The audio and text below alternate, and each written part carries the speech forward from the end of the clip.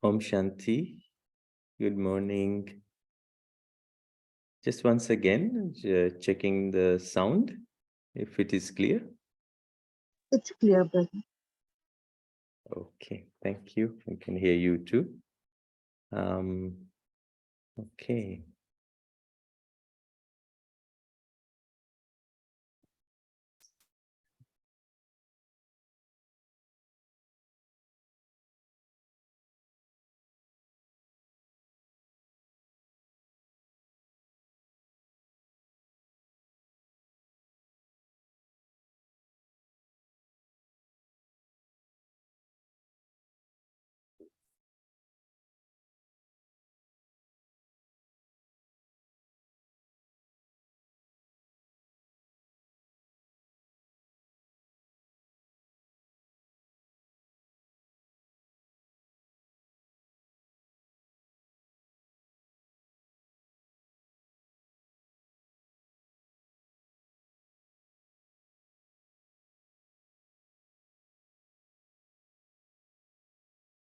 Good morning, everyone, and welcome to today's Murli Club's Murli Manthan and Buffer Day.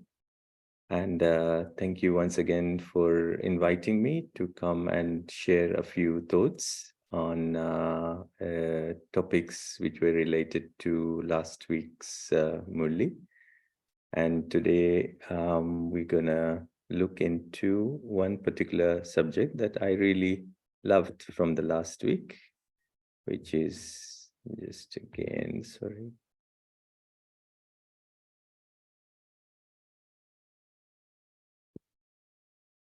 No, 1 second.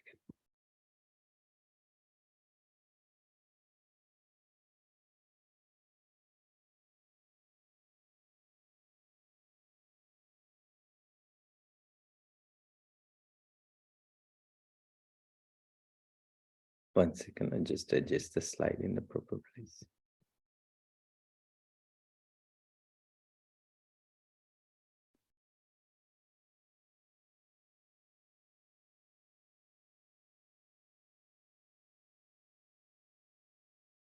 Okay, let's do this way.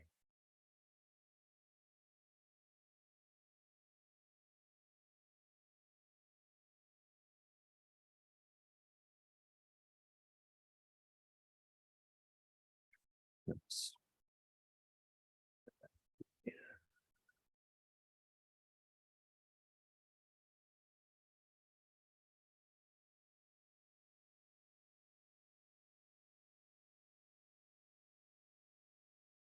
Okay, good. So we can start now. And the way of the Maharati. Now, this is something that comes up quite often, that we get this title of being a Maharati.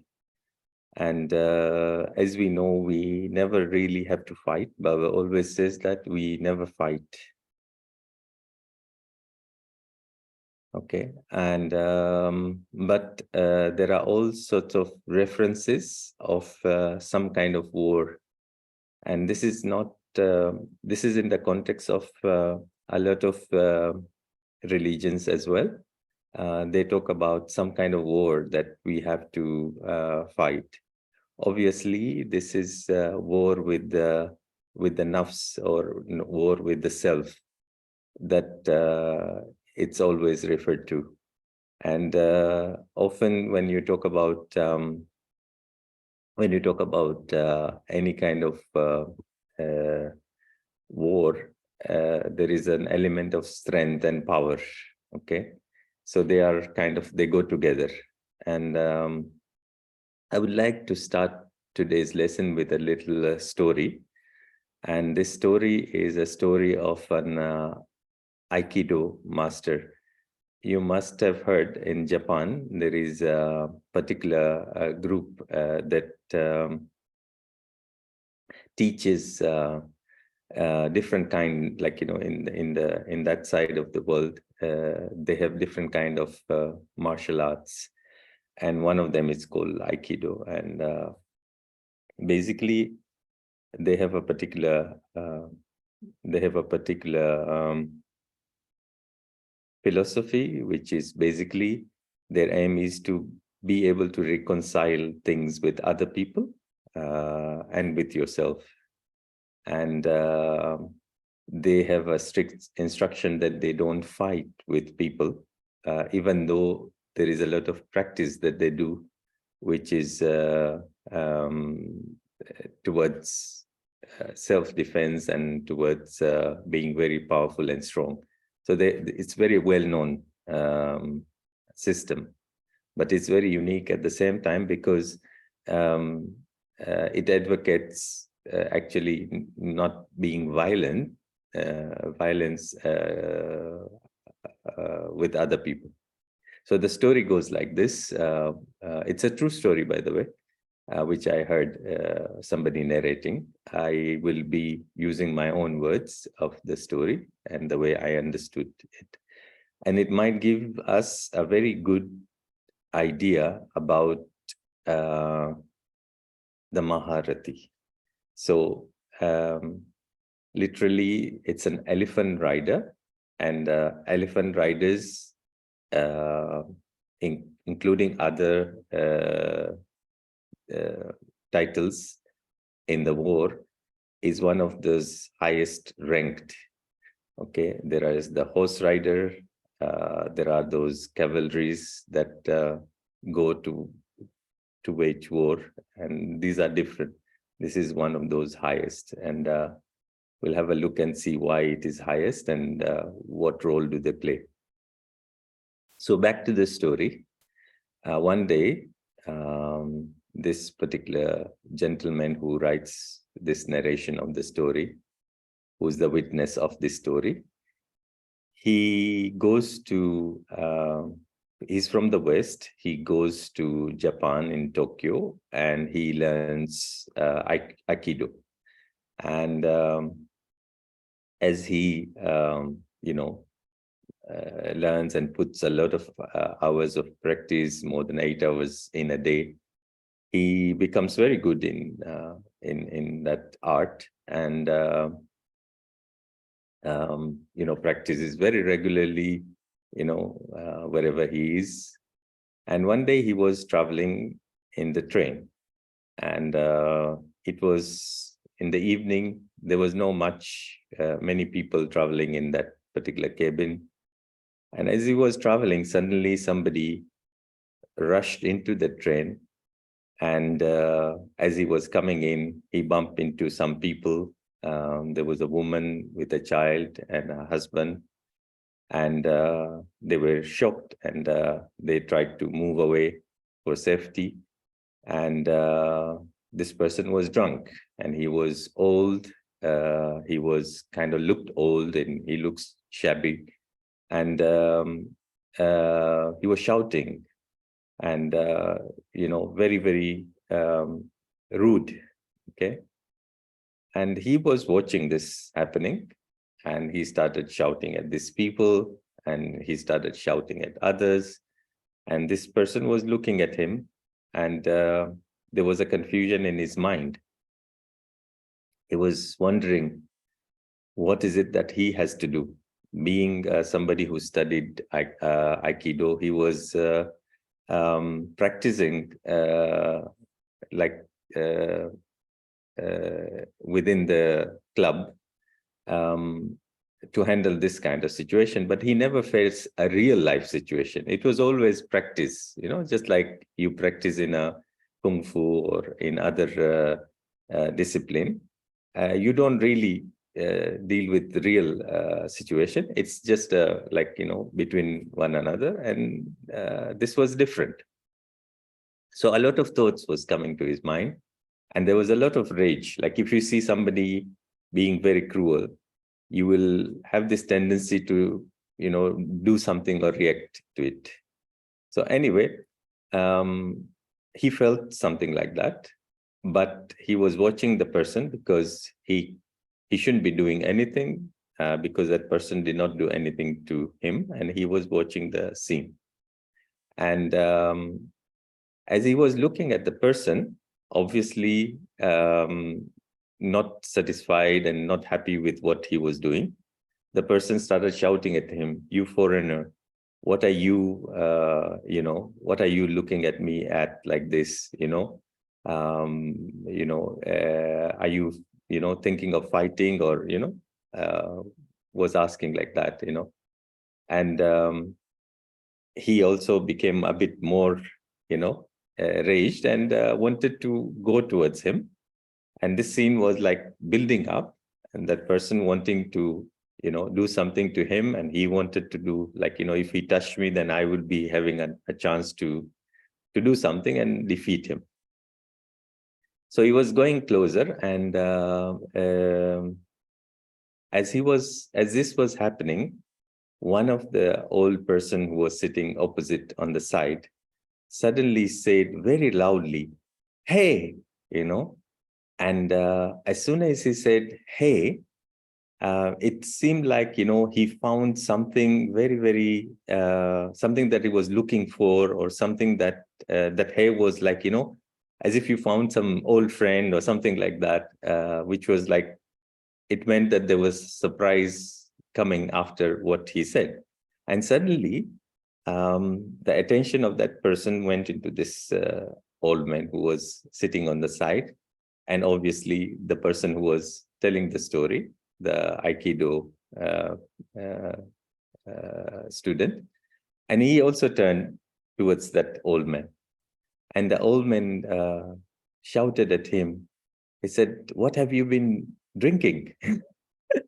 And this guy came closer to the old man, and there was a distance between the Aikido student and this guy. And he said that, what is it? What is it for you? Why are you bothered, and why are you asking me about these things? So he said, "Oh, I just, wanted to know, like, what is it that," and he said, "Oh, yeah, I've been drinking so and so drink." And the old man said, "Yeah, yeah, me and my wife, sometimes we also sit in the garden, and we also, drink something like that. And we watch our tree, you know, our tree bears, a particular kind of fruit. And we watch the tree, and we enjoy the garden, and, we also drink." And so he said to that guy that, um, do you like this fruit? And the guy said, "Yes, I do, And do you have a wife?" I said, "No, I don't have a wife." I said, "Oh, I'm so sorry." I said, "I don't have a wife, and I don't have a job, and I'm frustrated." And he started talking to this old man. And then they started talking about, how, life is, and how difficult it is for this person who doesn't have a job, wife passed away, and he's alone, and, things like that. And then within a few minutes, this person was actually on the lap of this old man, and, his dirty hair, and this old man was just calming him down. And it dawned to this student who was watching the scene happening. He said, "Who is the Aikido master? Is it the old man, or is it me?" The moral of the whole story is that, how is it that we can win something without having to fight? And I thought this set up a scene with the topic that we have today, which is about the way of the Maharati. Okay. And let us explore and see what Baba has mentioned about this title, and what are the different stages, and what are the qualities of the Maharati. Just remembering that little story that we did before, and you can see how it connects with this particular topic. Okay, so the first thing we will explore is, what is Maharati? Okay, so in one of the Murlis last week, Baba said that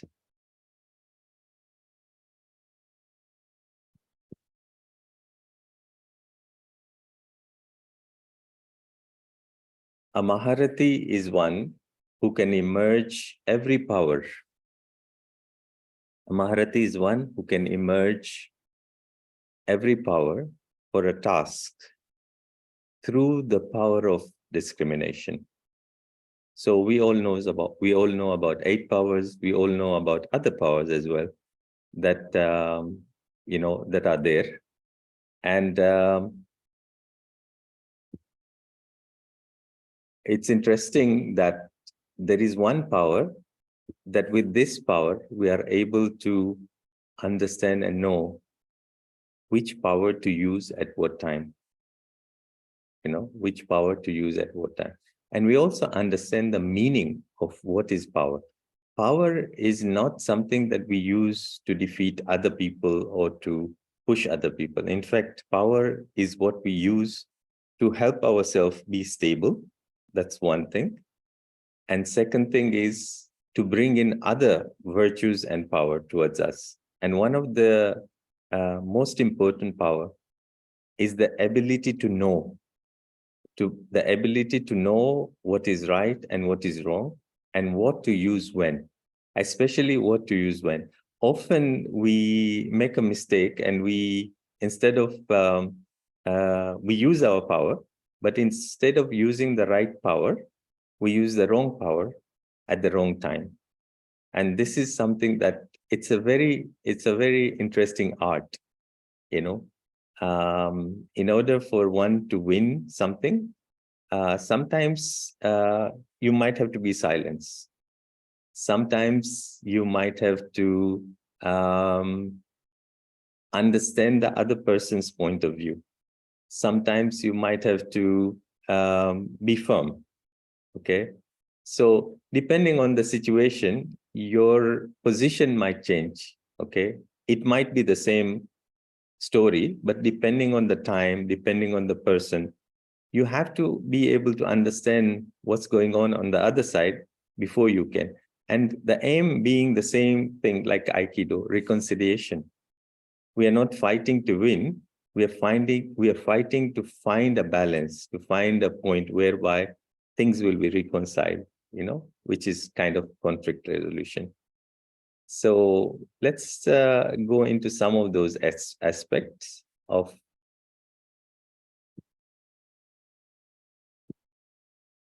the stages of the Maharati.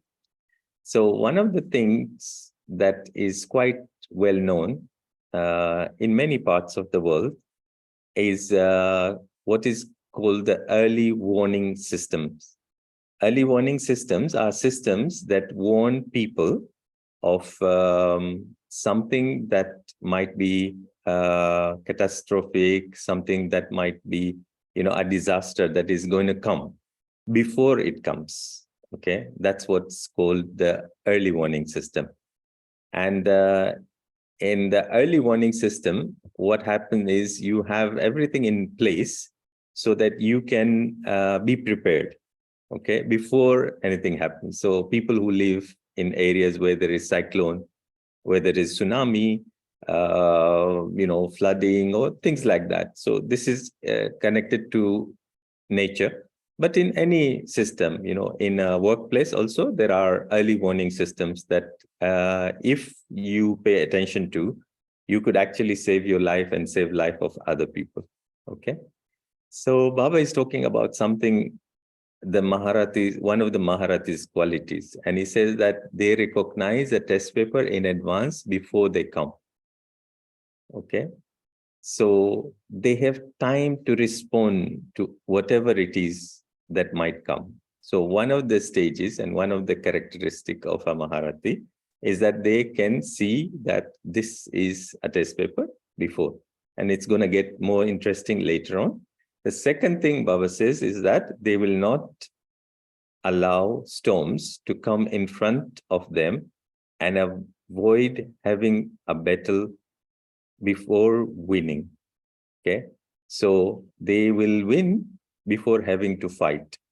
Because if you have to fight and then defeat the opponent, then it is a lot of effort and a lot of hard work, and there is some kind of pain. You can't win any battle so easily, right? Like the Aikido student who was watching the real Aikido done by an old man who was just sitting there, and he knew how to handle that situation. For this person, the only thing in mind is that how will I fight? I'm waiting for him to attack me so that I can, defeat him. But he realized that it was a wrong move. So this is related to this point. The third point is that they are in a stage of constantly being absorbed in love. Now, why is this important? If there is a genuine feeling of love for yourself and others, there will be a feeling of mercy. Okay? The point of view is not defeating the other person. The point of view is helping the other person. So everything starts changing. Whenever the attitude is like, okay, for example, you are going outside and you meet somebody and there is a conflict, you are thinking of how to win this situation in the context that I become victorious and the other person is most likely defeated, because you are thinking that we are not able to get both of us. We are not able to get what we want because one person needs to go right, another person needs to go left, or there is one parking and both people need that parking. So only one can fit. And your idea is that I am the one, victory means I should get what I want. But in Baba's understanding, victory is not that. Victory is to win hearts. In order to win hearts, you have to be absorbed in love. You can't think about it. You have to be absorbed in love. Another point is that Maya runs away from a distance. Okay. So somebody who has a bad intention, if faced with a Maharati, will actually not come closer. Okay, Baba has mentioned this point quite a few times. I'm not going to go into the details. Now, this is a very interesting one, and see. And these are all things that you need to kind of check in within yourself. The thoughts will come in the intellect before something happens. So how this early detection system works is that instantly a thought will come that there is something, there is a test paper that is coming. So you start feeling, any change that happens does not happen like, instantly. There is a signs that this thing is coming. We often say that I felt that something is going on. And when it happens, you say that I felt, but I didn't do anything. Okay. In this case, you will be sure that there's something in this situation that I need to be alert of, and I become aware that something is going to happen. The other point is, Baba says, they are surrendered and renunciates. They renounce vices and the progeny of vices, connected with body, connected with mind, wealth, property, time, relations, and connections. Okay. And normally we equate vice with, something wrong. But Baba is talking about how we only use all resources for remembrance of Baba and for Baba's work. If we use anything in these resources for the self, or trying to overcome weakness, which is the next point, if you're using any of these resources for the weakness of the self or for the effort of the self. Now, how many people do you know? There is a lot of focus, and including myself, that we are making effort for self-transformation, and we are making effort to overcome weakness. And Baba says that is not a Maharati. You are still struggling. Okay, you are still a warrior of a lower class. A Maharati will use each and every resource that is available in order to serve other people and in order to increase the remembrance and love of God.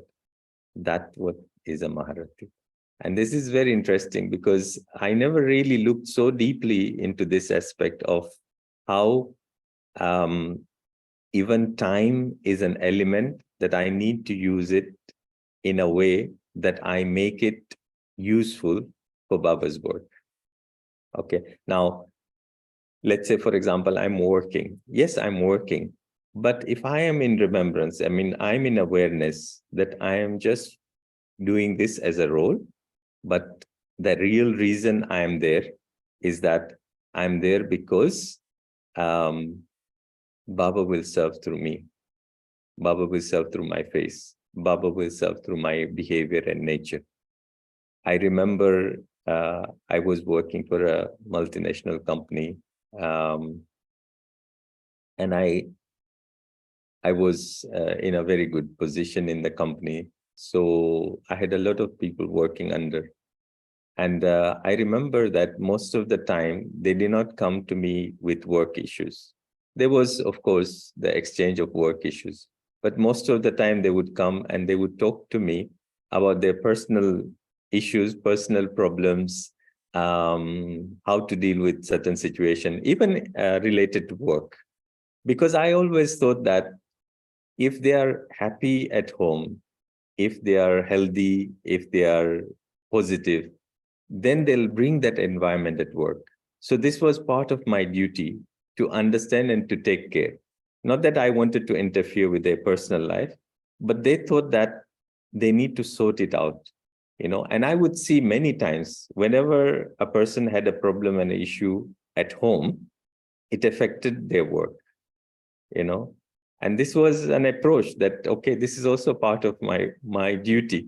And because I had a background, I had Baba's knowledge, I could actually share, and many people came and did the course just because they felt that they needed some kind of tool, and they knew the practices that I was doing. So this is how I think it works. Moving on, we go to another aspect, and this is regarding the qualities. And this is also very interesting. We see certain things that Baba talks about with regards to the different qualities, or the different qualities that is not of a Maharati. So the first one is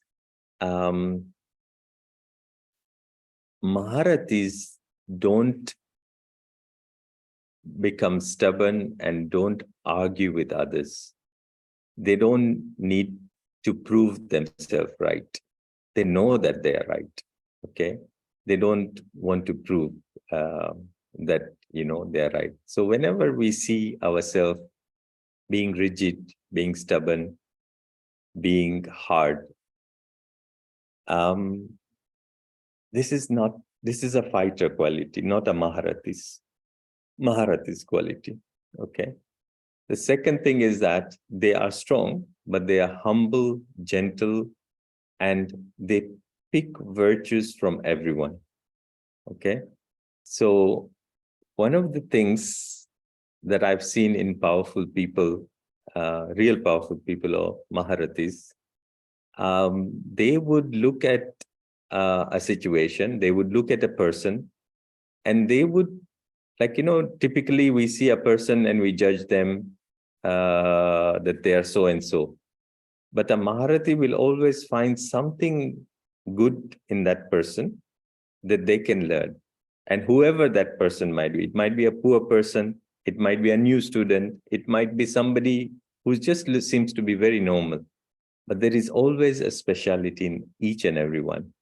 The third thing is that you can see this image of a person who's, very swiftly turning around the loop, making it seem so easy. So Maharati can do something very difficult and make it look very easy.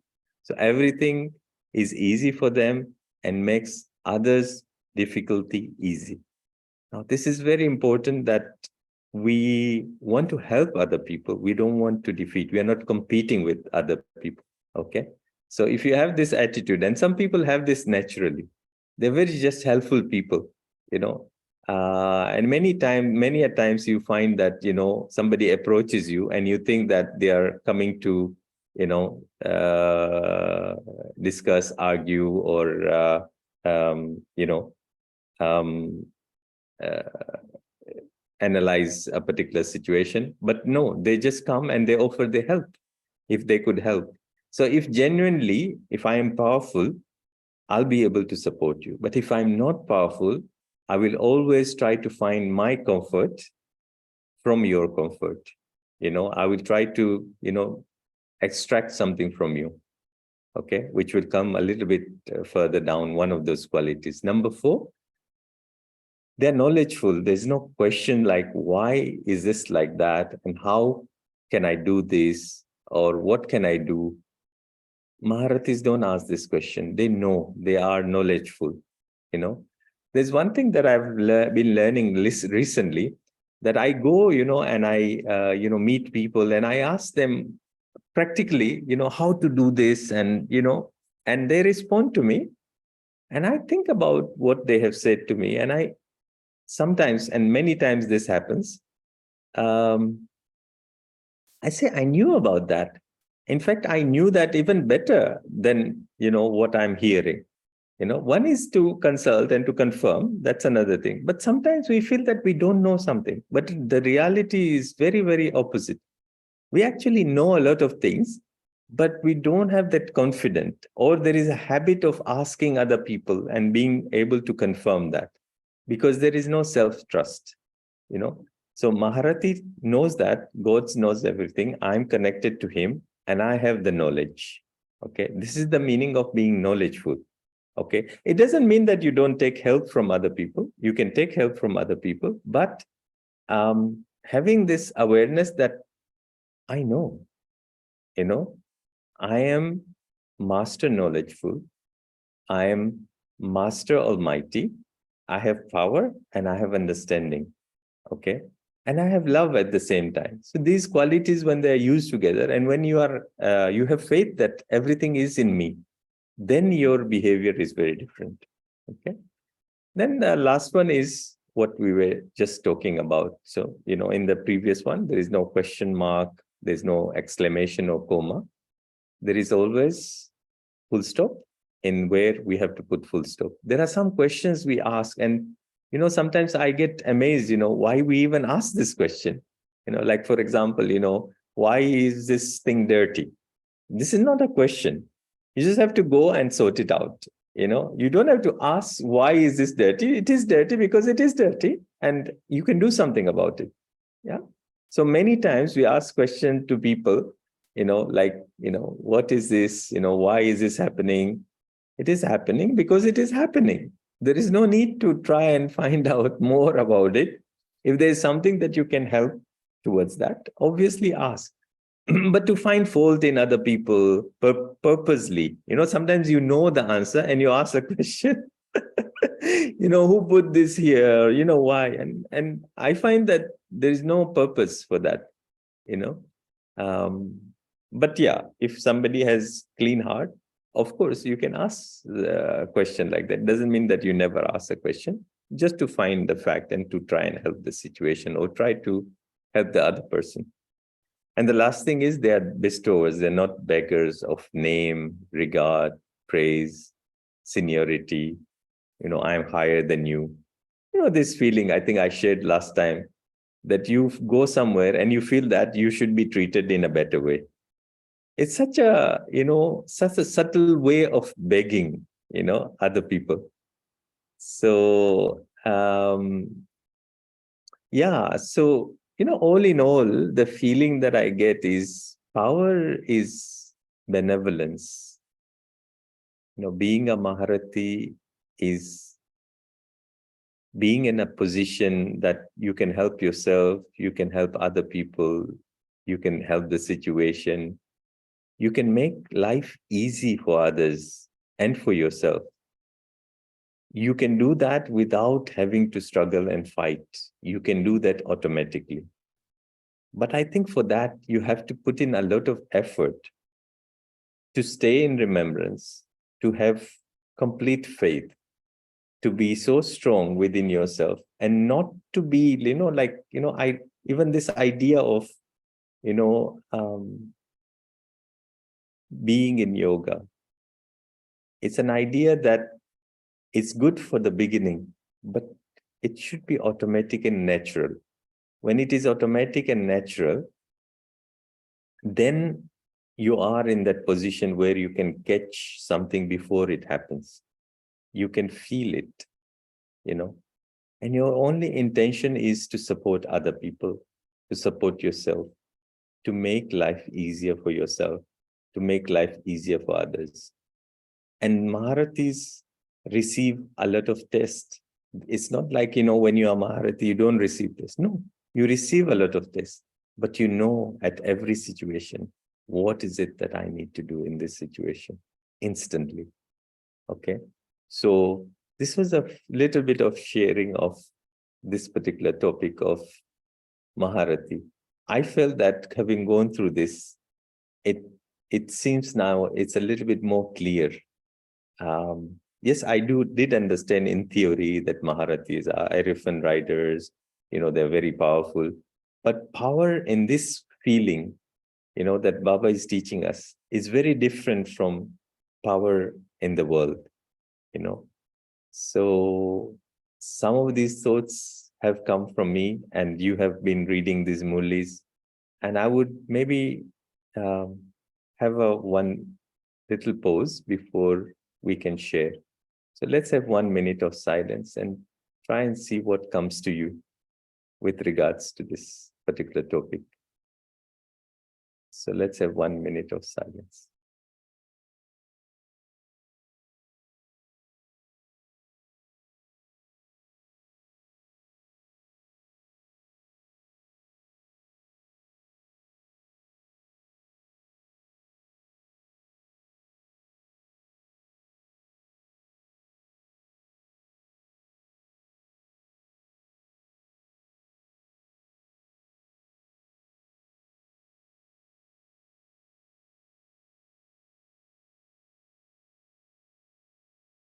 Shanti.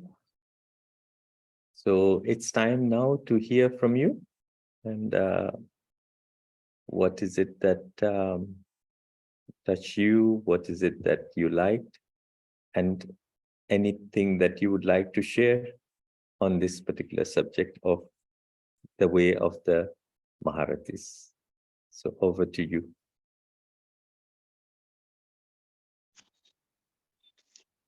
Om Shanti, brother. Om Shanti. Before I just say, for me, a Maharathi is an elephant rider. So that picture, I'm sitting on the top of the elephant. And so my vehicle is the elephant. And see the height from the ground on the vehicle I am sitting. Compare it to a horse rider. Compare it to a person who's on the ground, infantry fighting. First of all, this is the distance which I have. I get that acute power. I can see the whole battlefield because I am at a height. Because of that, I can see that far distance Maya, and one drishti of mine chases away. And so how can obstacle come in front of an elephant? He'll just take his trumpet and one roar he does.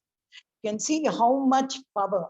So I think when you spoke about the power and all, it is the picture which I get of things. So even Maya, everything, all that, it goes back distant. It is because that's why Baba gives the difference between Maharathi. But we are not talking about horse riders or infantry now, but compared to them, my position is right on the top. So I know what's going to happen. I'm the meteorological department. I can see a big army coming on the west and all that. So that I think is what gives me all the power. The second part, which I would just like to change a bit, you said Maharati qualities are not stubborn, but I feel stubbornness is sometimes a positive quality. Imagine that person sitting on the elephant. If he has to bend down a little, that Mahout or on which he is sitting, it's going to tilt. So stubbornness to prove, yes, it's wrong. But stubbornness enables me to stand my ground. It's a very strong leadership quality. Imagine a leader who gives in away for everything and all.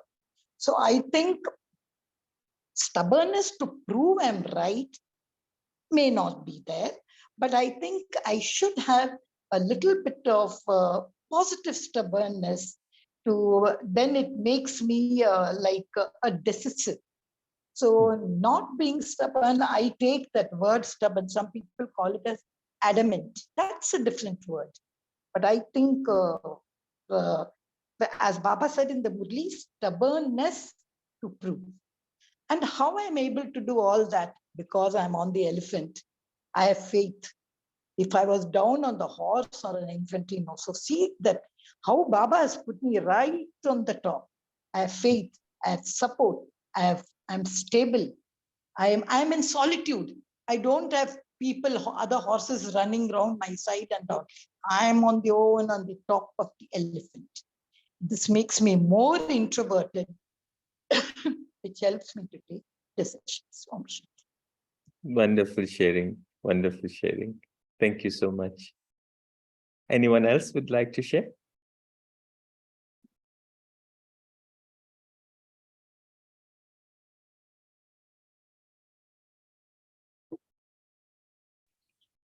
Om Shanti, brother. Thank you for assimilating Baba's knowledge that Avyak Murli titled the Maharati, based on Maharati.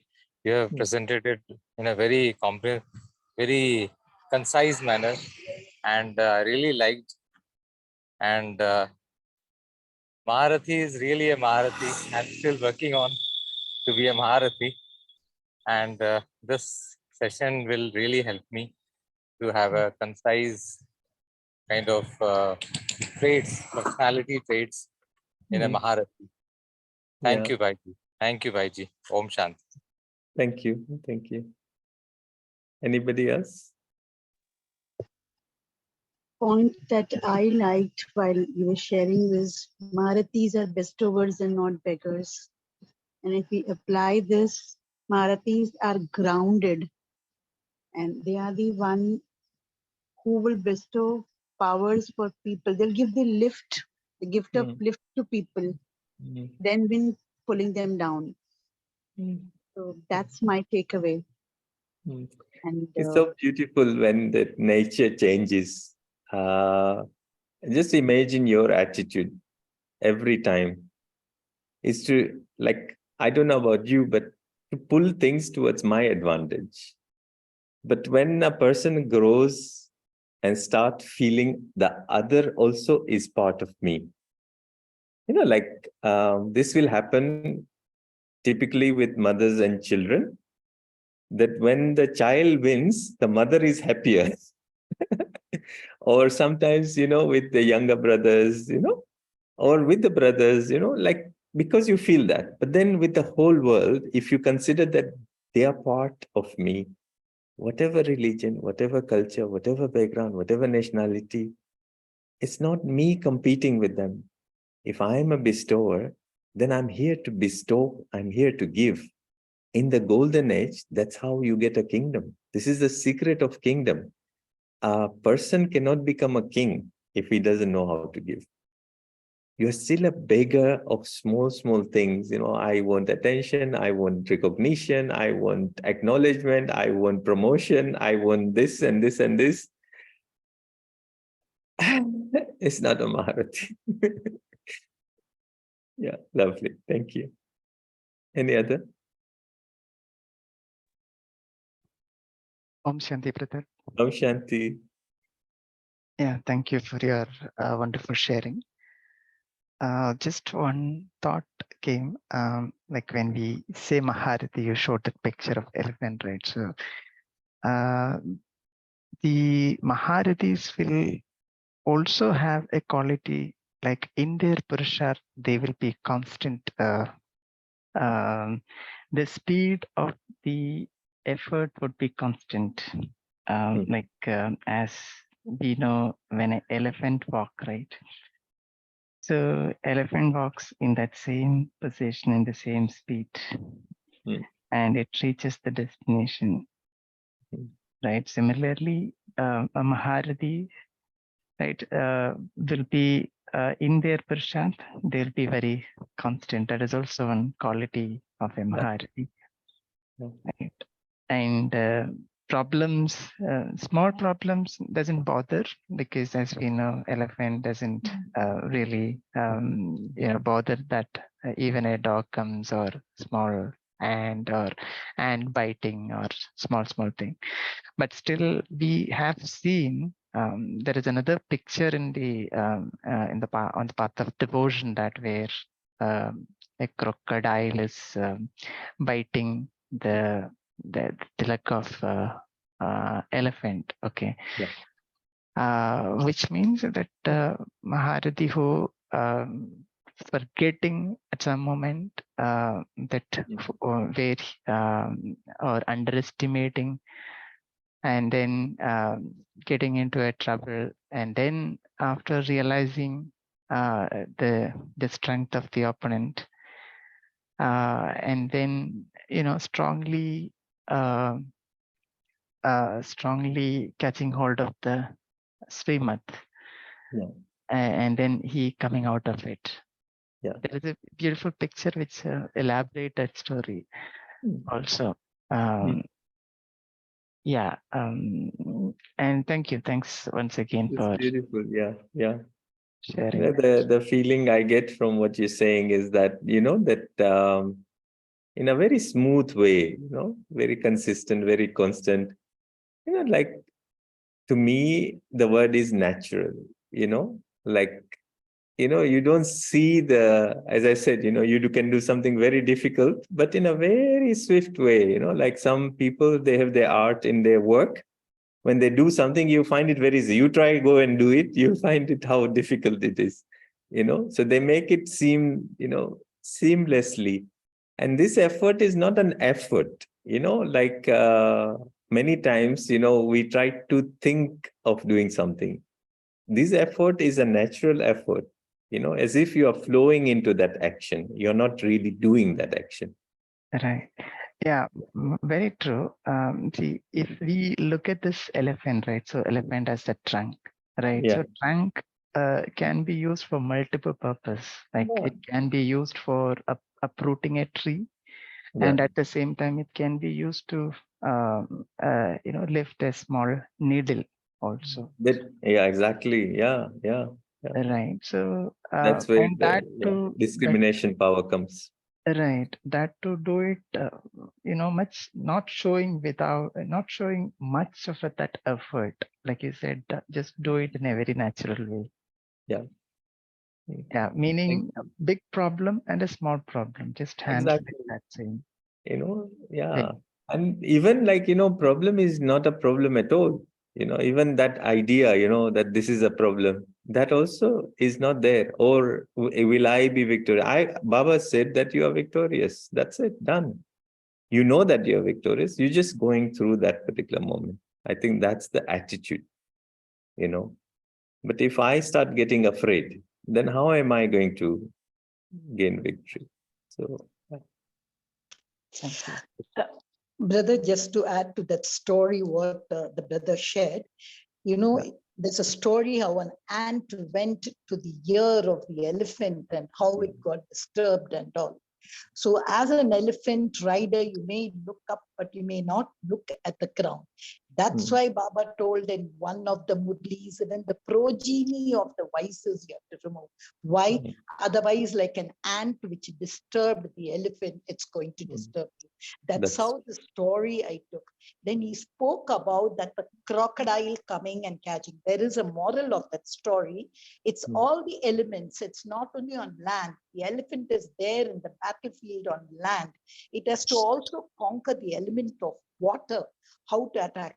But that in a battlefield, an elephant is never trained. So that even is the what is that? Prakriti Jeet is what. So that's what Baba said. And Maharati should know how to make a crucifix into a thorn, how to change it and burn it. I think this is Baba given. Wonderful. I just have a question for you, brother, because Let's keep the question. Let's hear the points. We'll keep the question. Just a moment. We'll come to questions. One second. Somebody wanted to share? I think two people wanted to share. We'll come to the questions in a moment. Yes, please. Go ahead. Yes, brother, I just wanted to add somehow just one more point to that picture. Yeah, that picture, right? So where elephant is getting into the muddy water, where the crocodile hides and then catch hold of the elephant and then, you know, drag it towards the mud. Okay. So one way to look at is the muddy water is the Kali Yuga, where all the vices and everything you reside. fall into. Yeah, once you go there, you know, whether you are Maharati or not, all your powers will be gone. And in that picture, the elephant is shown holding, tightly holding a lotus. Okay, which indicates that you live in Kali Yuga, but at the same time, you follow Srimad firmly, as according to Baba's direction. When you do that, then Baba is going to save you from crocodile or from this Kali Yuga world. So that's where that picture is shown, where Vishnu is descending and uplifting or removing elephant from that trouble. Yeah. So no matter where you are, but whether you are in a dirty place, but if you still hold on to Baba Srimad and remembrance, then he's going to come over and give you some direction or some touching, using which you'll become out of it. You'll be able to come out of it. So yeah. Thank you. Yeah, lovely. Somebody else wanted to share. Yeah, Om Shanti. I just want to share this reflection that Maharathi is basically the soul consciousness stage, which you know, which is carrying, which is driving the Rath. That is, and it's in such a elevated stage. The soul is in such an elevated stage that it is called as a Maharathi, a great soul who can ride an elephant. And also knows how to maneuver that elephant very well. And the elephants are nothing but the elephant is nothing but the mind, intellect, and our own sanskars, and which in turn they are controlling the sense organs. So Maharathi is a stage of the soul, soul consciousness. It's working at its best. Yeah, and Baba says at the end, eventually it's your soul consciousness that will give you victory. Yeah, you have to practice that for a long time. Yeah. Okay, anyone else? We have one more person. Somebody wanted to share and then they went away. Those who haven't shared anything or spoken, would anybody like to be Maharathi? Maharathi is bestower. Yes, please. Yeah.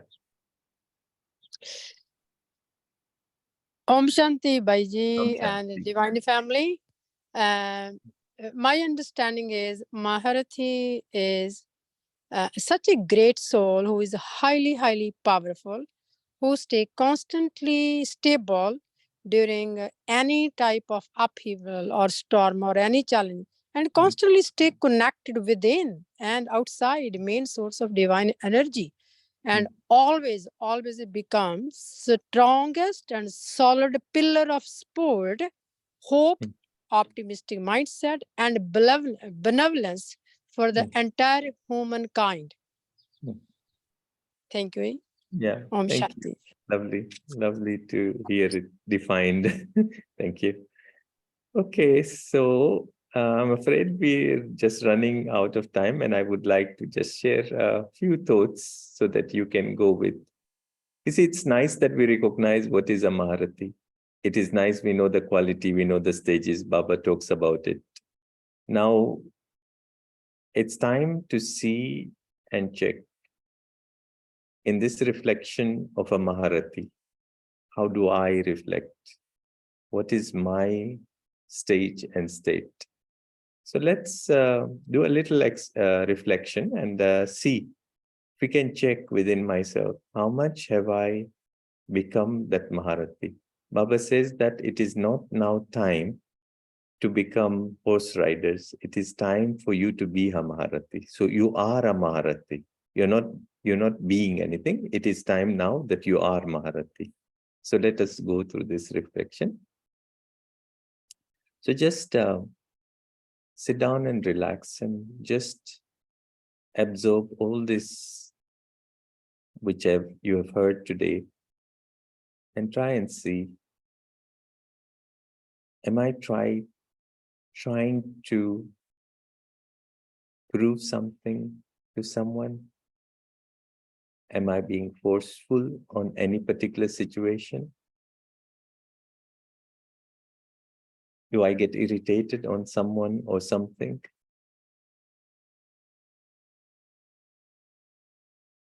Do I feel that my victory comes because somebody else has become defeated?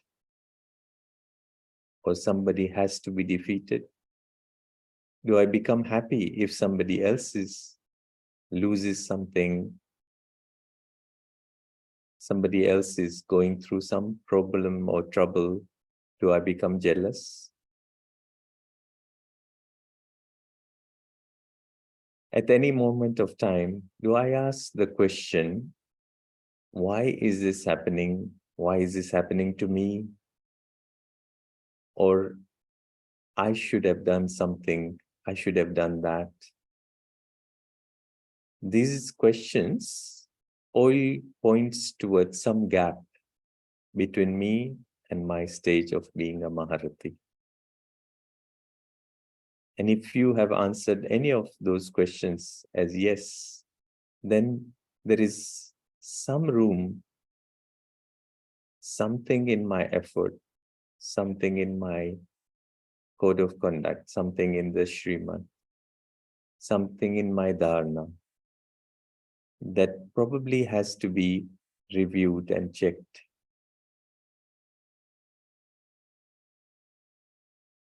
If there is in the heart lack of love,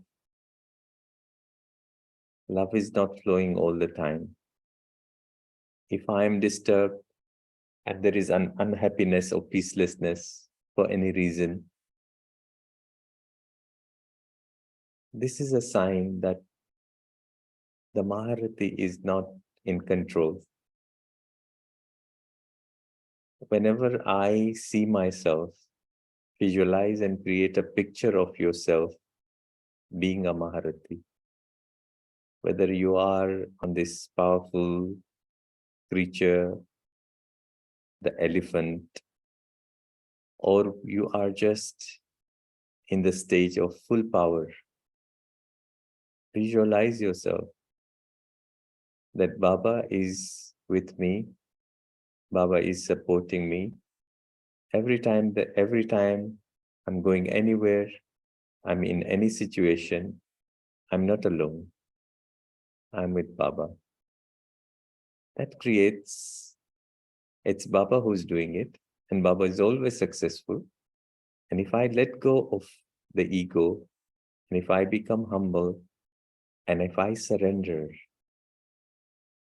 this word we haven't spoken much, but surrender is the number one element of being a Maharati. There is something which is more powerful in action. I remember that and I practice it throughout the day, throughout the week. And I start picking up certain elements of being able to solve problem before they come close to you, being able to detect problem, and being able to move it. If there is a Maharati who doesn't have a problem, then that person is not a Maharati. A Maharati is there. That's why the problems are there. And that's why he's able to divert and to create a solution and to find solution for others. So thank you so much. And Om Shanti to everyone. And may you have a wonderful week and weekend and enjoy your day.